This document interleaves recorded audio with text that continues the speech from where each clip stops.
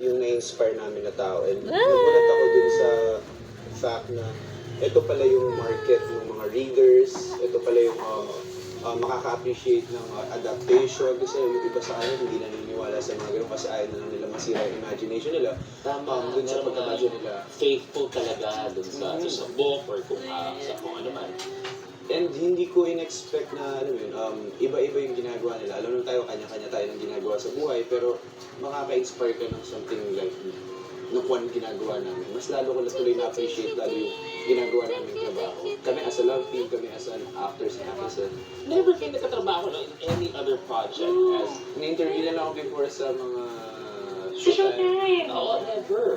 Okay, nung nalaman niyo, kasi we've been in the same channel for the longest time. Yes. Diba? So nung nalaman niyo na kayo nga ang makakatambal, ano ang pakiramdam? Neutral, sinerch ko muna, sabi ko, okay siya, yung sa ganito, ganyan. Okay, work kami. Sabi ko, this is work. Wala nung... Basta balat.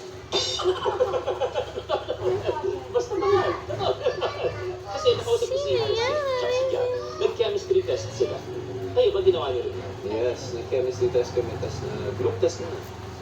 Hindi, chemistry muna. Chemistry, away pa sila dahil sa atin. Okay. Chemistry muna and group test. So, Kumusta yung chemistry test?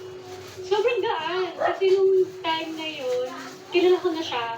Tapos ang bilis niyang kabatuhan ng line. Sobra. Walang awkwardness at all. panglima na ako dun sa mga nag-audition sa kinemic test na eh.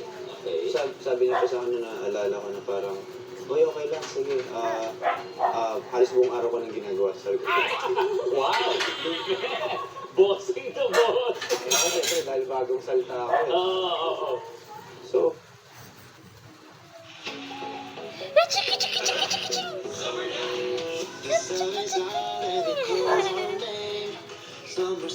Bye-bye!